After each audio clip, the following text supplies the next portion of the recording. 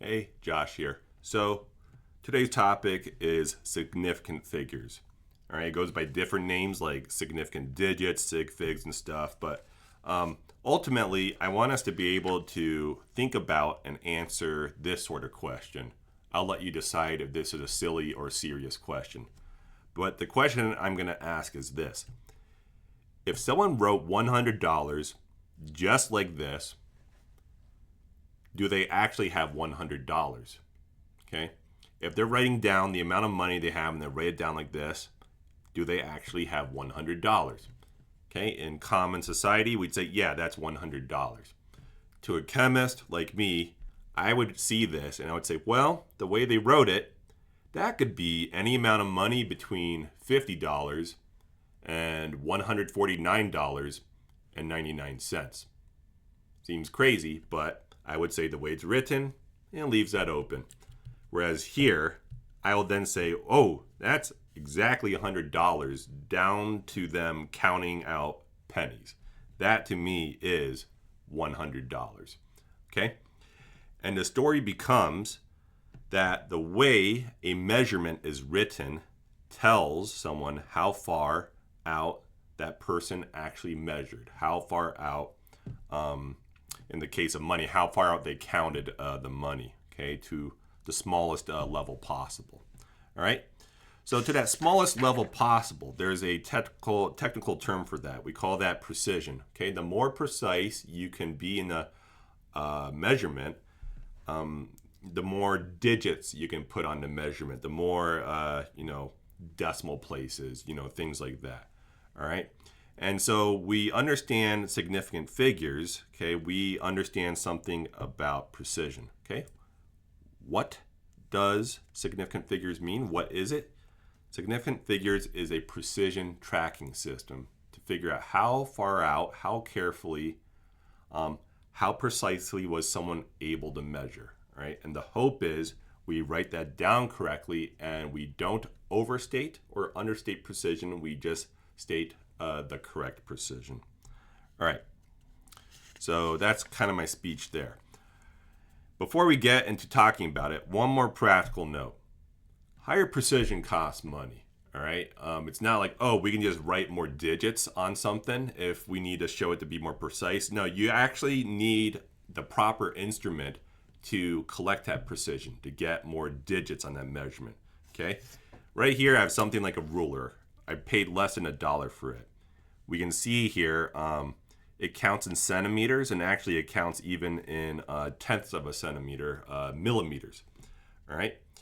But if I wanted to get even smaller than centimeters or millimeters, I would need something like calipers, or maybe there's some like laser guided systems or something. All right. And yep, that's going to cost more. Something like a kitchen scale, okay, measuring out grams or ounces or maybe pounds for heavier things. All right, you want to get more decimal places on that, okay? You want to get more digits, okay? Try, maybe this is overkill in the kitchen, but a scientific balance that maybe you set it onto a piece of granite which absorbs vibration really well, and then it's on like an anti-vibration table, and that way the air conditioning running and pressure changes and winds don't screw up things. And then you maybe have glass that closes so that the wind doesn't affect it. Maybe you have glass on top of the glass. Okay, you get the idea. This is just going to be costing more. All right. It's not to say that kitchen scale is bad. Okay, one of the themes for the way I teach is sometimes you don't need a lot of precision. You can use something like a cheap beaker and you don't really care so much that you fill it to the 300 line, but I could be off by 50 or 100 milliliters because these are quickly mass produced. Sometimes the amount is not crucial. Sometimes it is crucial. So that's going to dictate what you use. Okay. So, I want to kind of get this idea of sig figs with like real data. Okay. So here I have an aluminum block. Okay. It was like about a square inch, a little bit less than that. I went to the lab. I measured its mass 10 times. All right. You can see that I did not get the same number every single time. Sometimes I got like the value ending in 7 instead of the usual 6. Okay, we live in an uncertain world. Okay, stuff happens. All right, and you know, there might even be something like a ruler, a slight difference in how it measures from, you know, person to person. So you know, I talked about like temperature, wind, pressure, all these little things can affect the outcome of a measurement, not just in terms of the measuring device, but also in terms of what you're measuring itself. Okay, and there's a little bit of uncertainty. Like here, we're mostly around this value, but if I were to write this out, you know, in terms of like an average value with a little bit of uncertainty, the average is closer to 0.016, okay? And then the uncertainty would be 0.001 grams, okay? This isn't a video so much about the numbers of uncertainty, but because it's not always covered, I wanted to put it out there. If an uncertainty isn't stated, the assumption is that you're going to just have a 1 in wherever the last digit of your measurement is, okay? Everything here was like certain. This part here was uncertain, okay, because we could see that changing sometimes. So, you know, we had some variance there, plus or minus 0.001 grams, okay? But my main point here, okay, I got to say this in case I'm losing you, okay, is the uncertain part. How do we capture that uncertainty in the way we write down a measurement, okay? So that's the question in the back of my mind. Now, with this slide, you may be thinking, wait, you're about to tell us about precision, but then you're talking about things that may not require precision. Okay, that's because I want to get the easy thing out of the way first. Okay, significant figures is a system for tracking precision, okay, in measurements, things that you measured. Okay, so I want to ask this question right now. What if I didn't measure something? What if I got a number and it wasn't from a measurement? Okay, does that have sig figs? Okay, you don't have to worry about sig figs if something wasn't measured. Okay, maybe said another way, it's an exact number with infinite precision. Okay, things that are exact have infinite precisions, and so they're not going to need this significant figure tracking system. Okay, hopefully that's a little bit of relief. Right, so I summed it up in this page. Maybe stare at it first. I kind of wrote a lot. I tried to use different colors to make up for that. But anything that you measured, yeah, we're going to use that sig fig system we're going to talk about today. You know, things like mass, density, temperature, things that you can measure. There's going to be some uncertainty. There's going to be a limit to how far out we can measure with confidence, with certainty. Eventually, we reach the limit of where we're just not sure what that last digit is.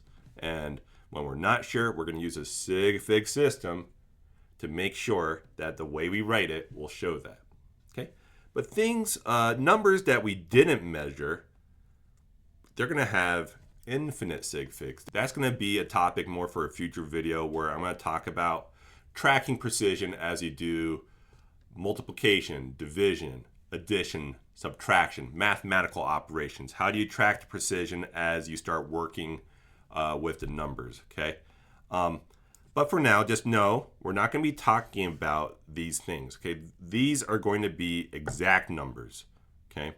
Things that we can count, okay? As well as conversion factors, all right? 1,000 milligrams is equal to 1 gram exactly. That is a mathematical definition. So we don't have to worry about any sort of approximations here, all right? Something countable, that's like my favorite example. Like, how many people are in this room? Well, it's just me, so 1. Exactly 1. Because when you count something, such as people, you're not worried about the variances from person to person, okay? It's just a person is a person is a person, all right? If I was counting the number of pens I have, Yeah, I got different, colors, and some have like more used ink, some have less, but right here I got 5 pens, right? That's an exact number. Okay, so exact numbers, yay, no sig figs involved. All right, so let's get into the main purpose of this video. I want to talk about reading a measurement and knowing which numbers were actually measured and which ones were not measured. Okay, the digits 1 through 9, I just wrote them all out just to really make sure we're on the same page. 1, 2, 3, 4, 5, 6, 7, 8, 9. These are always significant. Okay, and the word significant, okay, in a science course or outside of science, math, it means someone actually measured it. Okay. I forgot to write that in my original draft, and that may have been the most important thing I said today. That is the most simple definition of significant. Oh, let me shrink my face, make sure people can read. There. Hopefully those who rely on lip reading, this is okay. Okay. Significant means measured. All right. So if someone wrote a 1, 2, 3, 4, 5, 6, 7, 8, 9, I'm not saying that was actually the correct number, but that means that someone saw something or your machine sensed something and it tried to put a number to it. So that means someone actually measured it. Okay. So if something is significant, someone actually measured that digit, I'm going to symbolize that with a green check mark today. All right. So we only have one digit left to talk about, and that is 0. Okay. When it comes to 0, we need to figure out whether someone actually measured that to be a 0 or if it's just a placeholder. So this is the battle today. Was it measured, or is that just a placeholder 0? And when I say placeholder, I'm not saying that a placeholder 0 is not important. I'm not trying to diss placeholder zeros. They are very important, okay? And the word significant, okay, it's a synonym for importance in everyday life, but in a scientific or mathematical context, like I'm talking about here, the word significant does not necessarily mean, the word important does not mean the word significant. Significant means measured, okay? All zeros, okay, have some importance, but we don't know whether it's actually measured or not. So that's what we have to investigate. All right, so here's my flow chart. Okay, when I study other sources talking about sig figs, they don't always talk about this contain 0. I was wondering whether to leave it out or not, but I left it there. Okay, hopefully it helps because sometimes I do get a question about a contain 0.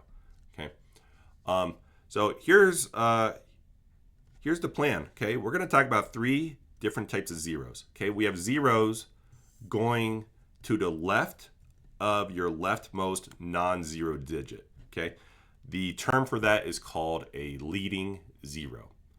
Leading zeros are never significant.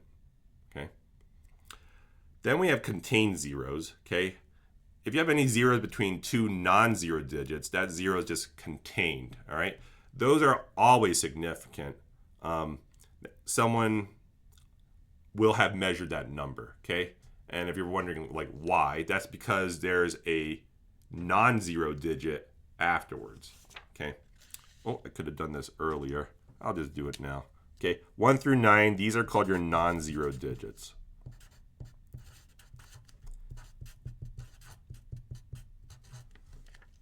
Okay, those are your non-zero digits. So you got 0 and then you got non-zero digits. All right. So if I had like $101, okay, this 0 here, okay, I know it's we have no dollars in the tens place because we already counted to a smaller level. Okay, if you're reporting to a smaller level with precision. That means any higher levels are automatically also precise. Okay. All right. So we have two categories so far. Straightforward. Leading zeros, never significant. Contain zeros, always significant. This is where the work of sig figs, well, this is important too, but this is where some of the work goes in. Okay. Contain zeros, I couldn't even find like a real good term for it in time for making this video, because maybe it doesn't have to be thought about too much. Our thoughts are going to be here and there. In the case of a trailing zero, it's going to be a decimal point that is going to be the important feature. Okay. If there's a decimal point present somewhere in the measurement, and I mean anywhere, okay, that means that trailing zero was actually measured by someone or something. It is significant. If there's no decimal point present, it's not significant, but it could be an important placeholder zero. Okay. All right. So one more time, leading zeros never significant. Trailing zeros, yes, only if there's a decimal point. Okay. The best way to learn this is going to be through practice. All right. So I got some examples for today. All right, got a bunch of stuff written out, and we're just going to do a bunch of examples. Hopefully, this is enough examples where you feel like you're going to get the point of the rules. But yeah, leave some comments if you'd like to see more examples. But I got a lot here. All right, so we're going to look at digits, kind of like right here, and we're going to ask a question: which of these digits are significant? Someone actually measured it, and which ones are not. And then we're just going to count the total number of sig figs. All right, so that's the plan. All right, let me clean this up, and we'll get started. All right, so let's start with, actually I want this page. There we go. All right, so again, my tracking system, I'm going to use green for any digit that is significant. And then I'm going to use red for anything that is not significant. I'm going to use green check marks and then red X's. Okay. All right. So the number 1, it's a non-zero digit. So that means someone measured it. There we go. Check mark. We have 1 sig fig. All right. Next, we have 10. Okay, someone would have measured that. But we got this trailing zero to worry about. Okay, this is a trailing zero. It's on the right. Okay, and there is no decimal point anywhere in this measurement. So this is not going to be significant. That is a placeholder zero. Okay, so this too also has just 1 sig fig. Okay, how about this next one? Okay, similar story.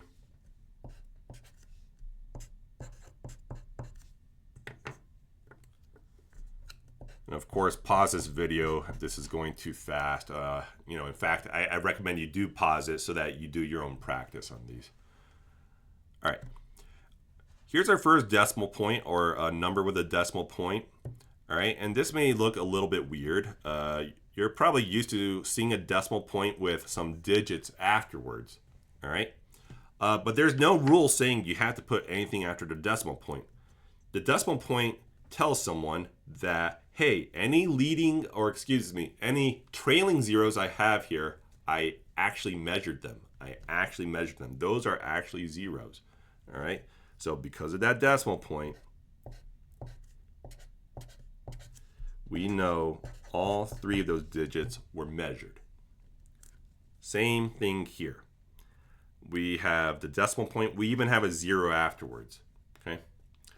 Now I'm gonna go back to this flow chart. Sometimes people will read this and then they're gonna start thinking about left and right, and then they start thinking about whether their zeros are to the left or the right of the decimal point.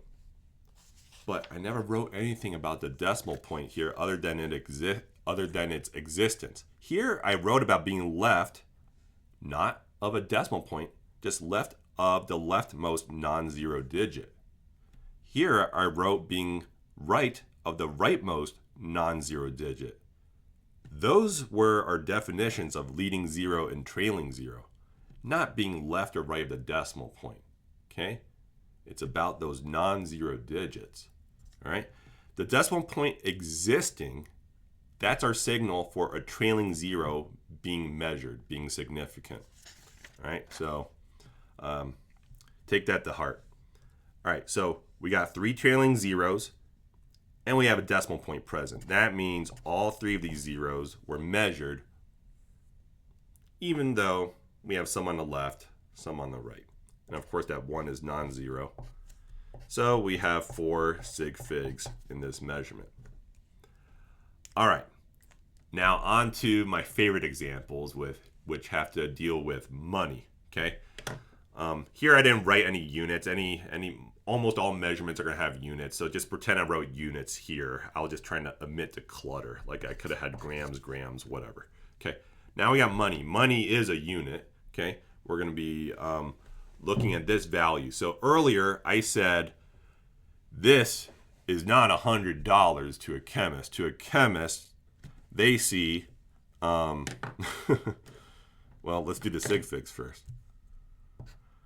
I always get a kick out of this. I feel like most students, they kind of just groan or roll their eyes. But some of you might find this interesting. So I don't really care whether which you find this interesting or not. It's just the way it is. So we have 1 sig fig here. And the way I read this, okay, the way I would read this is I counted some amount of money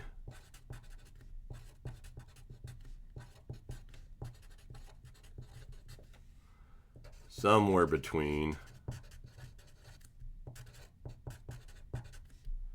$50, because it rounds up to 100, okay, and $149.99, because that would round down to 100. Okay, that's the way I read this. To me, someone says, I got about $100. That's like them looking, at some collection of money on the table and just kind of eyeballing what they have there in terms of just dollar bills laying around and loose change or whatever, just going in their pocket, just feeling, that feels like it. Okay, doesn't give a lot of confidence in terms of like having an exact amount. Heck, different dollar bills, whether you have $1 bills or $5 bills, they're all the same size. So sticking your hand in your pocket wouldn't really make sense. I know this analogy doesn't always like hit home for everyone. It's not like, a lot of people watching this were students, and students aren't always known to have tons of money, but we'll just say we had this amount, and heck, a lot of us don't even use cash so much these days, but just bear with my analogy. All right, here, boink, boink, boink. Yep, all 3 of these are measured. We have 3 sig figs here. The way I would read this is it's going to be some amount of money between $99 to $100.49. Okay, because either of these can round to 100 to be accurate into the ones place. Like here, we just had to round to be accurate enough, or I guess I should be saying precise enough, to the hundreds place. Okay, but here, either of you would round to the ones place. How about this last one? Okay, this is any amount of money between $100, no cents. Actually, I should have written this.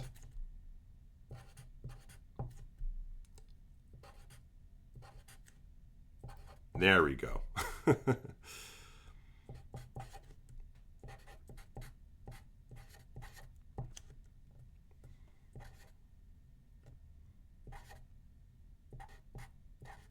There we go.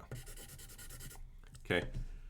$100 written this way is anywhere between $99.99 and half a cent, all the way up until $100, no cents, and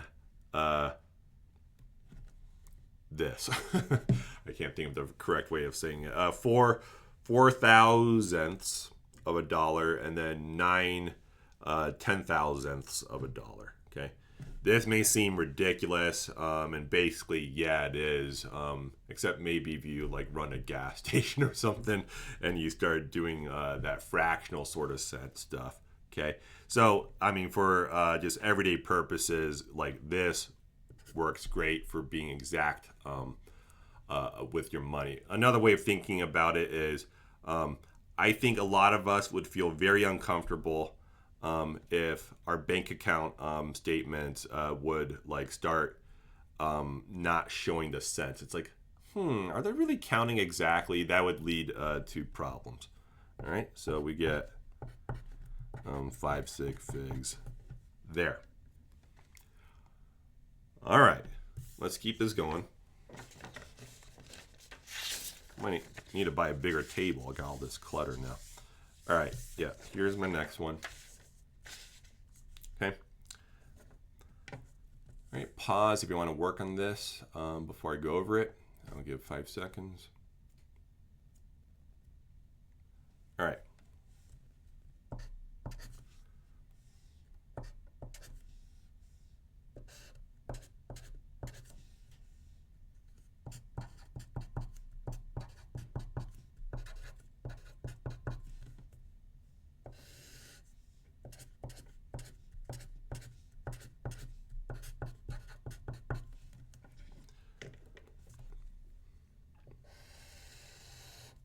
I don't want to count this.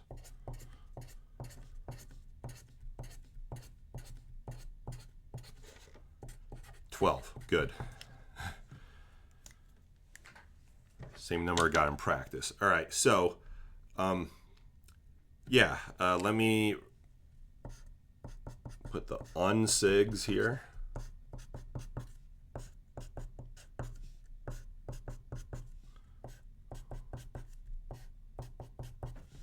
Like these zeros in front, they may feel kind of silly. I think in most fields, those zeros aren't necessary. There's actually a handful of fields where you might want a zero in front, but I'm not going to get into that here. Okay, for the purposes of what we're doing here, they're not measured. Okay. Now this one, there's no decimal point. This one, there's no decimal point. So we can say those trailing zeros were not measured. Okay. But here we do have a decimal point, and then here we also have a decimal point. Okay, whereas here these are trailing zeros. Okay, I made this example look pretty similar to this one.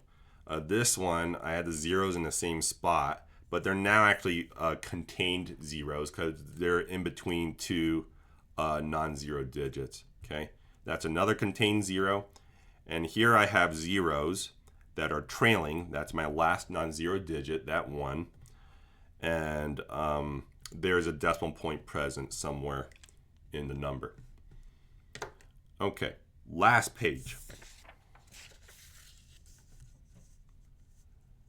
All right. Take a minute. Okay, I'm gonna count to 5.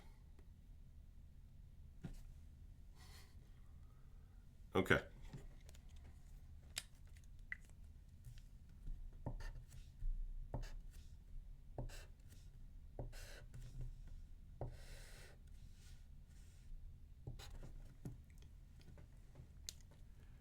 Did those results surprise you? Okay, I saved this page for last because I feel like these sorts of examples usually result in the most errors. This zero right here was not measured, nor was that one.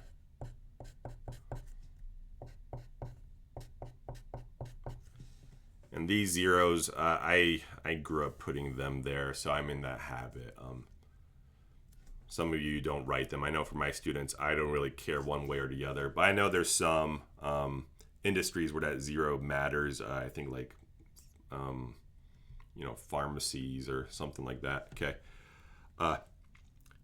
So this is my last example of the day. I want to use this money example to explain the difference between a zero being significant versus being a placeholder.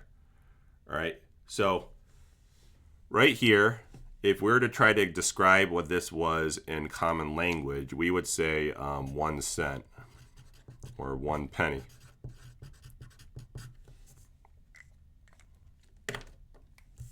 Okay.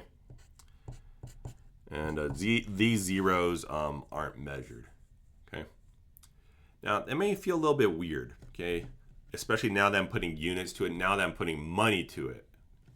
You may be like, well, if I didn't have that zero, then this penny wouldn't be a penny anymore. Doesn't that make it really important? Yeah, it does make it really important, okay? But that doesn't make it significant, okay? This zero is really important because it makes sure that that penny stays the penny, okay? If I had written this a different way, if I had written this without the this zero right here, I would have written something like 0.1, okay? Okay, so just because a zero is not significant doesn't mean you get rid of it, okay?